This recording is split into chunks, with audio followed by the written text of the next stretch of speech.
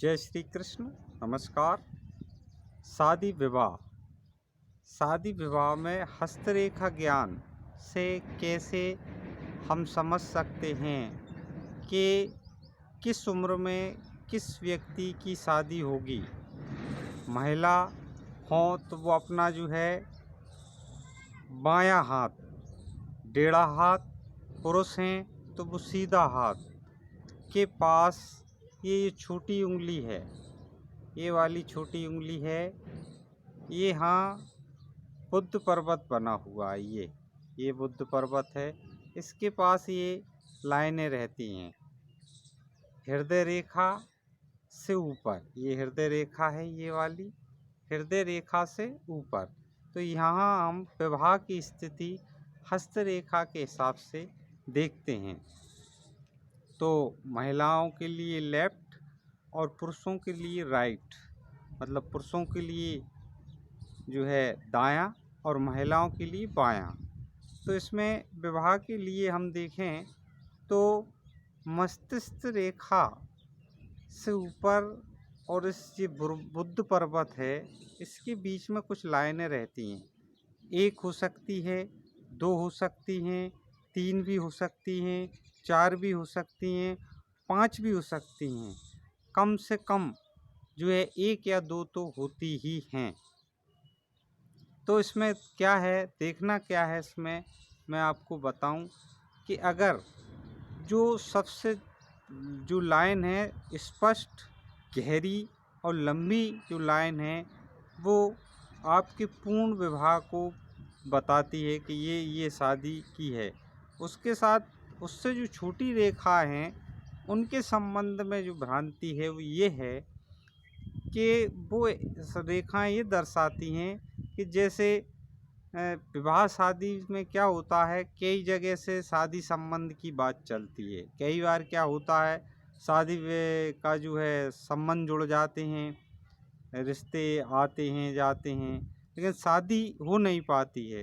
तो वो रेखाएं उनको भी दर्शाती हैं, या किसी कारण से रिश्ता जुड़ गया फिर टूट गया तो वो भी उसको दर्शाती हैं। लेकिन जो लाइन यहाँ पर गहरी और लंबी है तो वो जो है पूर्ण आपके विवाह को दर्शाती है। लेकिन अगर दो लाइनें बराबर से गहरी और लंबी हैं तो ये जो है दो शादियों को दर्शाती है कि जातक की दो शादियां होंगी। अब इसमें उम्र के लिए ये जो रेखा है हृदय रेखा है, इससे अगर मध्य में है तो 20 से लेके और 26 साल तक की उम्र में शादी का है, इसमें शादी हो जाएगी। और अगर थोड़ी और ऊपर उंगली के पास रेखा ऊपर खिसक गई है तो फिर 26 से लेकर 35 साल के बीच का इसमें आता है। इसके अलावा मैं आपको बताऊं कि और थोड़ी अगर नीचे है हृदय रेखा के पास तो जो है 19 से लेके भी 19-20 से लेकर भी 23 के बीच में शादी का योग बताता है। वैसे अधिकतर जो है 20-21 के बाद ही इसका ये आता है शादी का। इसके अलावा अगर समांतर दो रेखाएं हैं तो वो दो विवाह की ओर इंगित करती हैं। लेकिन इसमें होता क्या है कि किसी एक जगह से विवाह संबंध जुड़ गया, कुछ समय तक जुड़ा रहा, शादी नहीं हुई, संबंध देखने का एक दूसरे को देख लिया, बातचीत हो गई कि हाँ करेंगे, और बीच में किसी कारण से टूट गया तो उसको भी वो इंगित करती है। लेकिन अगर बराबर से ही लाइन दोनों चली गई तो फिर उसमें दो शादी का योग बन जाता है।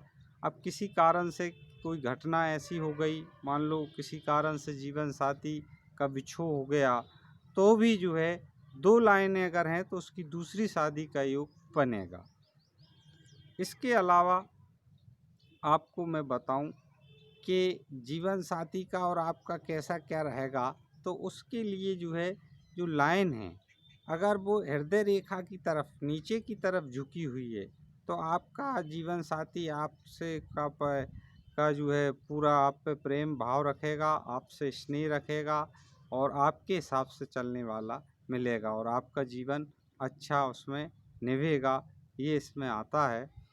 इसके अलावा मैं आपको बताऊं कि अगर यही रेखा ऊपर की तरफ थोड़ी सी मुड़ी है तो जो है आपसी में जो है मतभेद बने रहेंगे, वैवाहिक जीवन में खुशियां नहीं आ पाएंगी और थोड़ा सा डिस्टर्ब वैवाहिक जीवन रहने की इसमें संभावना रहती है। और इसके लिए एक उपाय बता देता हूँ मैं आपको कि अगर डिस्टर्ब है आपका वैवाहिक जीवन और आपका जो है पारिवारिक जीवन पति पत्नी में अनबन है और डिस्टर्ब चल रहा है, तो आप जो है मंगलवार के दिन जो है गाय को रोटी में गुड़ मिलाकर खिलाएं, तो उससे आपको इसमें लाभ होगा। तो हम आपको बता रहे हैं इस समय हस्तरेखा ज्ञान के विषय में, हस्तरेखा विज्ञान के विषय में। तो हस्तरेखा से विवाह का हमने इसमें आपको बताया है कि ये लाइन इसमें जो है बुद्ध पर्वत और हृदय रेखा के बीच की जो जगह है वो जो है विवाह के हिसाब को दर्शाती है। तो उसमें 1 2 3 4 5 तक लाइनें भी हो सकती हैं। तो ये आपके उन संबंधों को भी दर्शा देती हैं जो शादी तो नहीं हो पाई पर आपके कहीं रिश्ते संबंध जैसे जुड़ने वाले थे या बातचीत चल रही थी, तो वो इसमें आते हैं। आगे भी और मेरे वीडियो आते रहेंगे। अगर आपको ये जानकारी की सार्थक और सत्य लगी हो तो इस चैनल को सब्सक्राइब कीजिए, लाइक कीजिए। जय श्री कृष्ण, जय श्री कृष्ण।